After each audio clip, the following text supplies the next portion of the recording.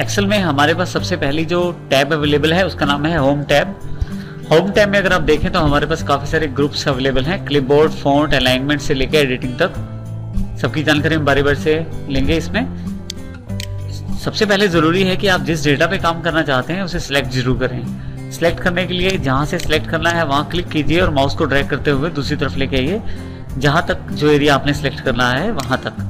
देखिए, ज़रूरी है जानना कि जो जहाँ से आपने सिलेक्ट करना शुरू किया था उस जगह व्हाइट स्पेस है, यानी कि व्हाइट सेल है, बाकी सेल्स ब्लू कलर में है, हल्के ब्लू कलर में, जिससे पता लगता है कि कहाँ से आपने शुरू किया था और कितना एरिया आपका सिलेक्टेड है। सबसे पहले हम जानकारी लेंगे फॉन्ट ग्रुप की। देखिए, फॉन्ट ग्रुप में आपके पास अगर आप यहाँ जाएं तो सबसे पहले फॉन्ट का ऑप्शन है जिसमें आप डिफरेंट टाइप के फॉन्ट फेस ले सकते हैं। ये छोटा सा जो बटन दिखाई दे रहा है इसे ड्रॉप डाउन बॉक्स कहते हैं। यहाँ क्लिक करें तो काफी सारे ऑप्शंस आपके पास अवेलेबल हो जाएंगे फॉन्ट से रिलेटेड। जैसा फॉन्ट आप चाहते हैं वैसा फॉन्ट आप ले सकते हैं। फॉन्ट किस प्रकार का है वो जानकारी आपको ये फॉन्ट फेस वाला ड्रॉप डाउन बॉक्स तो दे ही रहा है। इसके साथ अगर आप अपने डेटा की तरफ देखें तो वो भी फॉन्ट के अनुसार अपना स्टाइल चेंज कर रहा है। तो जैसा फॉन्ट आप चाहते हैं वैसा लेके ओके कर दीजिए। इसके साथ ही दूसरा जो बॉक्स है वो फॉन्ट साइज का है। ड्रॉप डाउन बॉक्स पे क्लिक करें और जैसा साइज आप जितना बड़ा चाहते हैं फॉन्ट का उस पर क्लिक कर दें, वो फॉन्ट साइज अवेलेबल हो जाएगा।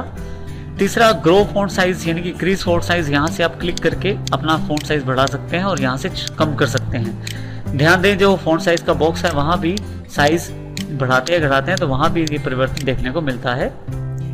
इसके अलावा हमारे पास बी जो कि बोल्ड को प्रदर्शित करता है, बी पे क्लिक करें तो हमारे जो डेटा या टेक्स्ट है वो बोल्ड हो जाएगा। इस तरह से इटैलिक, जिससे टेढ़ा अक्षर हो जाएंगे थोड़े से, और यू से नीचे उनके नीचे लाइन अवेलेबल हो जाएगी। आप चाहे तो यहीं से इन्हें ऑफ भी कर सकते हैं दोबारा क्लिक करके।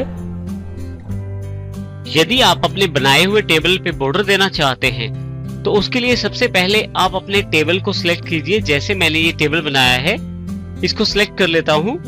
सिलेक्ट करने के पश्चात फॉन्ट ग्रुप में मेरे पास यहाँ पे बॉर्डर कमांड अवेलेबल है जिसमें बॉर्डर के बहुत सारे ऑप्शंस अवेलेबल हैं। इसमें सबसे पहले यहाँ ड्रॉप डाउन बॉक्स जो राइट साइड पे आ रहा है बॉर्डर कमांड की, इसको मैं क्लिक कर लेता हूँ। तो देखिए मेरे पास बॉर्डर्स कमांड से रिलेटेड काफी सारे ऑप्शन अवेलेबल हो जाते हैं।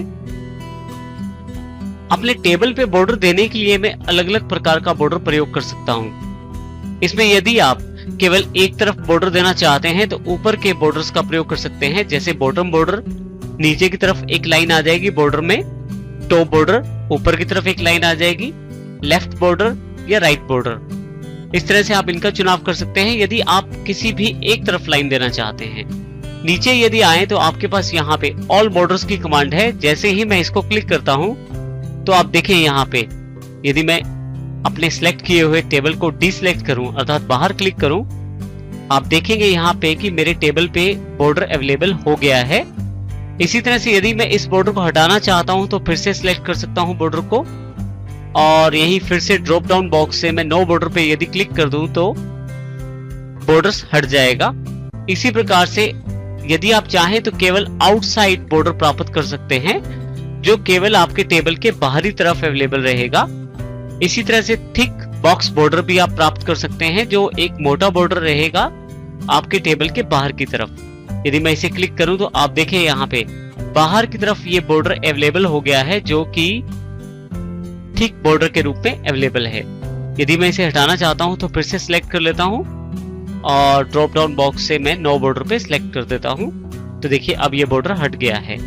इसी के साथ साथ फिर से सिलेक्ट करने के बाद नीचे भी काफी तरह के बॉर्डर अवेलेबल है, जैसे थिक बॉटम बॉर्डर, नीचे की तरफ थिक एक बॉटम बॉर्डर अवेलेबल हो जाएगा, टॉप और बॉटम बॉर्डर, ऊपर और नीचे की तरफ बॉर्डर अवेलेबल होगा, और top and thick bottom border, ऊपर टॉप बॉर्डर और नीचे एक थिक बॉटम बॉर्डर अवेलेबल हो जाएगा।